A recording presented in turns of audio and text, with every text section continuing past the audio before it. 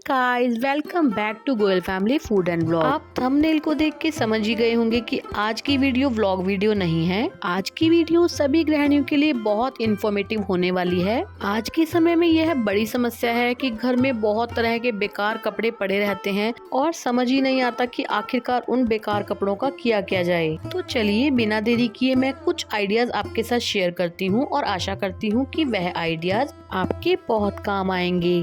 तो चलिए शुरुआत इस तस्वीर से करते हैं। यह मेरी बहुत पुरानी फोटो है और इस फोटो में जो सूट मैंने पहन रखा है, यह सूट मैंने साड़ी से तैयार करवाया था, जो मेरी सासू माँ की रिटायर्ड साड़ी थी। यह सूट तो मुझे नहीं आता, तो मैंने ये सूट किसी को दे दिया था, लेकिन इसका थोड़ा सा कपड़ा मेरे पास बाकी बचा हुआ था, जिसका आज हम कुछ बनाने वाले हैं। यह देखिए, ये है इसका बचा हुआ कपड़ा। अब सबसे पहले इस कपड़े को मुझे इवन करना है, क्योंकि ये बहुत टेढ़ा मेढ़ा कटा हुआ है। चारों तरफ से इसकी एजिस को बिल्कुल बारीक बारीक मोड़ लेंगे, या आप चारों तरफ से पीको भी करवा सकते हैं। वैसे इस कपड़े में दो तरफ कनी है, तो मैं सिर्फ दो ही साइड से इसको बारीक बारीक मोड़ रही हूँ। अब आप कहेंगे कि ये तो बताइए आखिरकार बना क्या रहे हो। तो मैं इसका बनाने वाली हूँ एक स्कार्फ। मैंने कपड़े को दोनों तरफ से मोड़ लिया है और अब मैं इसके लिए टैसल्स तैयार कर रही हूँ, जिसके लिए मैंने सिल्क के 2 धागे चूज किए हैं जो कपड़े से मैच कर रहे हैं। वीडियो में दिखाए अनुसार आप टैसल्स तैयार कर सकते हैं। मैंने सभी टैसल्स की थिकनेस को एक जैसा रखने के लिए कम से कम 40 बार इस धागे को माचिस के दोनों ओर लपेटा है। मैंने एक एक करके सभी टैसल्स तैयार कर लिए हैं। अब एक एक करके सभी टैसल्स को स्कार्फ पर इक्वल डिस्टेंस पर लगा लीजिए। देखिए ऐसे। देखिए सभी टैसल्स लगकर तैयार हो गए हैं। तो चलिए अब देखते हैं इसका फाइनल लुक।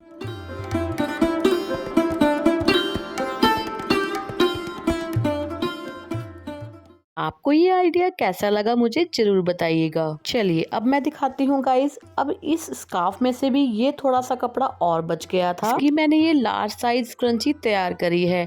आप भी ऐसे बेकार पड़े कपड़ों की ढेर सारी स्क्रंचीज बना सकते हैं। देखिए मैं आपको इसको पहनकर भी दिखाती हूँ।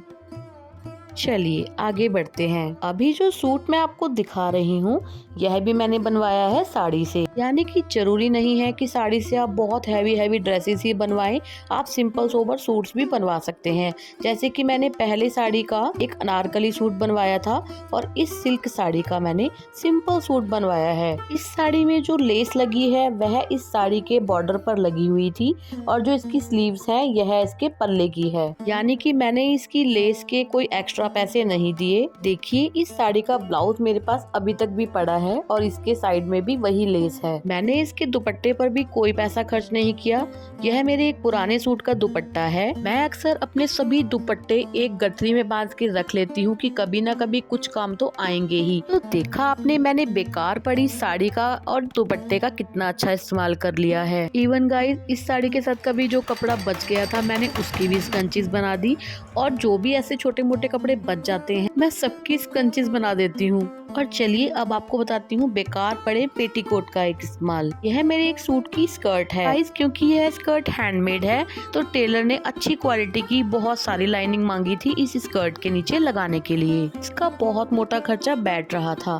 तो देखिए मैं आपको दिखाती हूँ। इस कलर की लाइनिंग चाहिए थी, उसी कलर का मेरे पास पड़ा था एक पेटीकोट, जो अब मेरे किसी भी काम का नहीं था। बस फिर क्या था, मैंने इस स्कर्ट के नीचे उस पेटीकोट को फिट करवा दिया, और यह इस तरीके से फिट है कि कमर के पास की एक सिलाई खोलने पर स्कर्ट से पेटीकोट अलग हो जाता है। आपको ये आइडियाज कैसे लग रहे हैं प्लीज मुझे कमेंट करके जरूर बताइएगा। चलिए आगे बढ़ते हैं। अब चलते हैं दुपट्टे की ओर।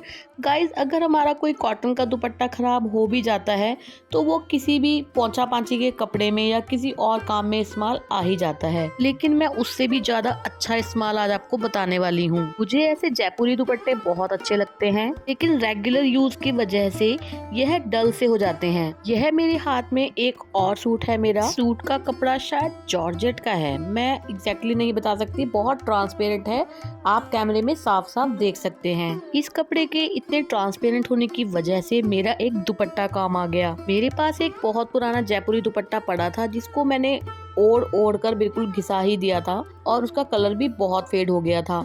लेकिन एज अ लाइनिंग क्या कहता है। तो देखिए, मैंने सूट के नीचे जो लाइनिंग लगती है उसके बदले उस दुपट्टे का इस्तेमाल किया।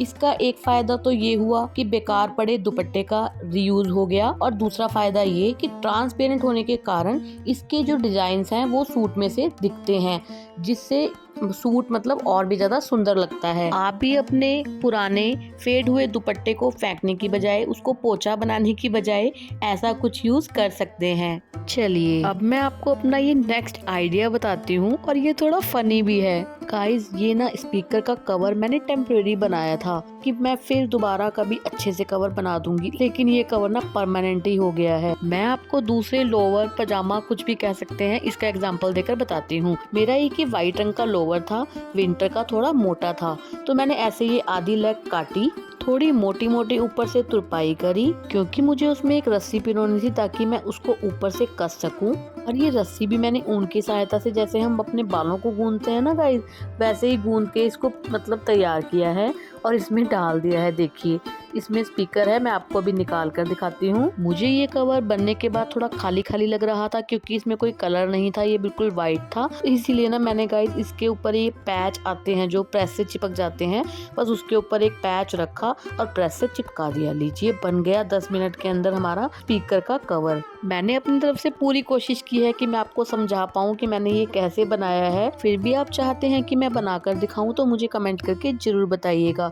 और ऐसे ही हम ना वेस्ट कपड़ों से अपना थोड़ा सा दिमाग लगा के बहुत कुछ बना सकते हैं। चलिए, इसको रखते हैं साइड में, बढ़ते हैं नेक्स्ट आइडिया की तरफ। गाइस, मेरे हाथ में आप देख रहे हैं पिल्लो कवर्स, और ऐसे पिल्लो कवर्स मैंने बहुत सारे बना रखे हैं एक जैसे।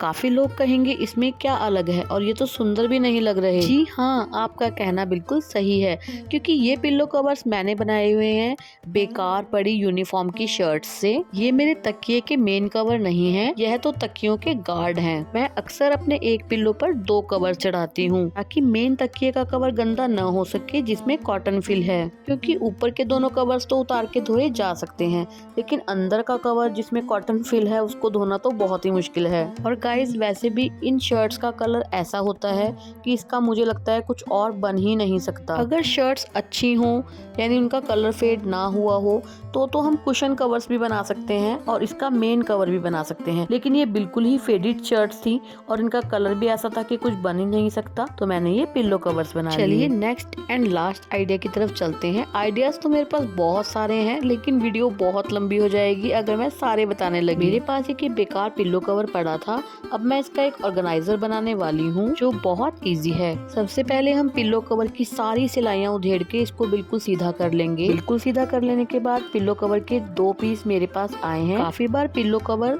सीधे एक ही कपड़े से बना होता है, अब यह ऐसा नहीं है, तो मैं इसको बीच में से जोड़कर बिल्कुल एक लंबा कपड़ा बना रही हूँ। देखिए ऐसे। अब इस लंबे कपड़े की दोनों साइड्स को मैंने थोड़ा चौड़ा चौड़ा मोड़ दिया है। दोनों तरफ सिलाई मारने के बाद लंबाई में ही ऊपर से मैंने इसको जोड़ दिया था, तो क्लिप मैं लेनी भूल गई। यहाँ सिलाई मारते हुए बीच में 1 इंच का गैप छोड़ा है। लेकिन आप वीडियो में देख के समझ पाएंगे कि मैं आपको क्या बताना चाहती हूँ। ऊपर सिलाई मारते हुए ये जो 1 इंच का गैप दिया गया है, ये हैंगर के लिए दिया गया है। ऊपर से लेके नीचे तक 7-7 इंच के गैप में निशान लगा लेंगे। निशान लग चुके हैं, बस अब इन निशानों के ऊपर सीधी सीधी सिलाइयाँ लगा देनी हैं।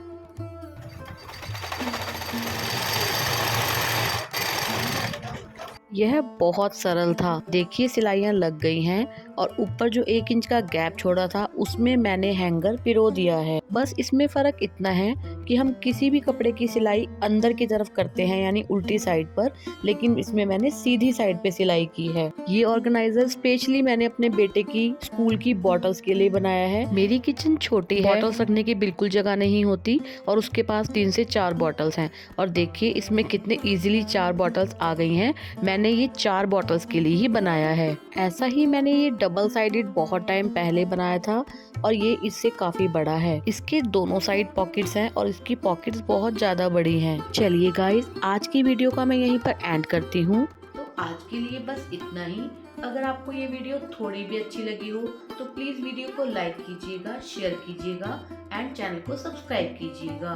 मैं मिलती हूँ नेक्स्ट ब्लॉग में, तब तक के लिए goodbye and take care.